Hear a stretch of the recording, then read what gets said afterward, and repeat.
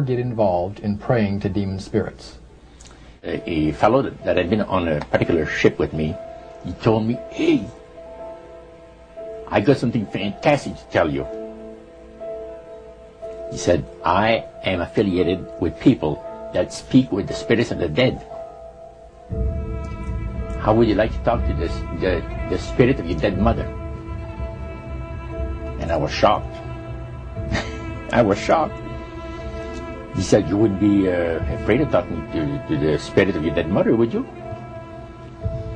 Well, I said, "I'll tell you what, I would have to give that some thought, because it's something I never thought about before in my life." Most of us probably haven't. A little afraid of something like that. Well, he says, you know, it's written all over your face. You're afraid of going to a seance. But he says, "I know you. You're going to come. Go to a seance." So one Saturday evening, we were in the place. It was the very first time. Very beautiful place. The medium was a lady. She had a gorgeous new home in Montreal. And there were about 20 invited guests there, which I was one of them. And she communicated with the spirits for different people there. And they were telling them what the spirit said. One man said, "I would like to talk to my friend that died 6 months ago. But I don't want him to appear. Just want to talk to him. Because he says, I don't trust you talking to my friend for me." So the medium says, "Let me inquire of the spirit." "Yeah, the spirit will talk with you." And that big masculine voice was heard in the place. It says, "Hi, Frank. It's nice of you to ask for me to talk with you." And they had a little chat. And after it was over, Frank says, "This is the greatest thing on earth, to be able to talk with the spirits of the dead." Then the medium said, "We have a very special surprise tonight for you people. A spirit will manifest itself openly here in a few minutes. And it's like a big gust of wind hit the building. And right through the wall. Now the lights weren't terribly bright, but they were like living room lights. A couple of floor lamps and maybe some of these. And that translucent being seemed to come right out of the wall. How did you feel right at that moment? It's almost like my heart stopped a little bit. Very weird feeling. So it was a lady in a beautiful evening gown, swirling.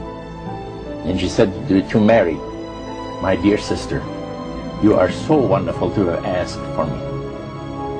And Mary fainted and fell right off her chair on the floor. And a couple of guys jumped up and picked her up, and it's very gone. And that was the beginning of it. That's how you got into it. Yeah, that's the way I got into it. After a while, you see, there's something interesting about the human mind. You can adjust an awful lot of stuff. You can adjust to a lot of things that would terrify you to begin with. After a while, they become common and ordinary. So you mean contact with the supernatural can become commonplace and ordinary and doesn't bother anybody?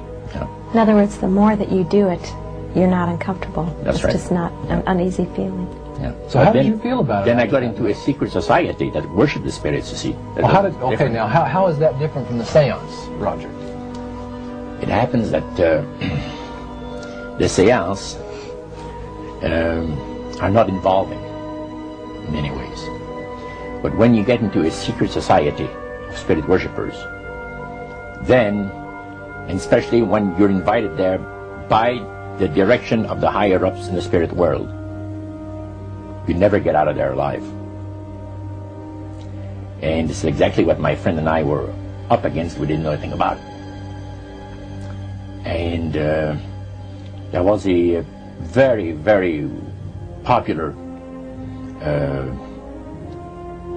big band leader. Jazz musician? Band, yeah, very famous. And one night we went to one of these seances, and he was with his wife.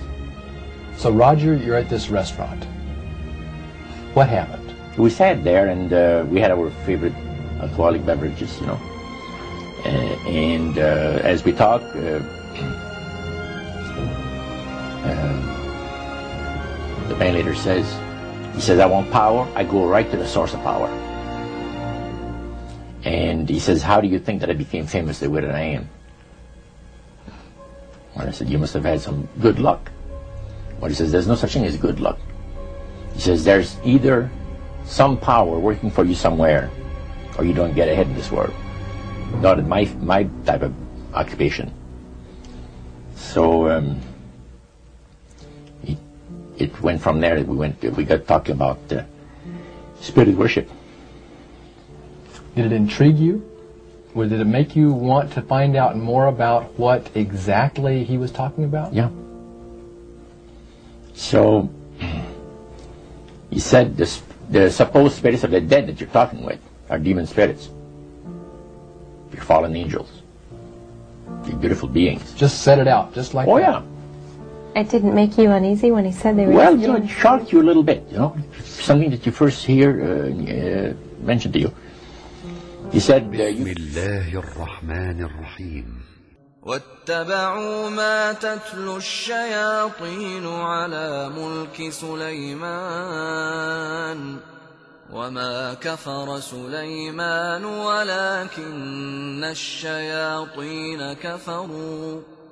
ولكن الشياطين كفروا يعلمون الناس السحر وما أنزل على الملكين ببابل هاروت وماروت وما يعلمان من أحد حتى يقولا إنما نحن فتنة فلا تكفر فيتعلمون منهما ما يفرقون به بين المرء وزوجه وما هم بضارين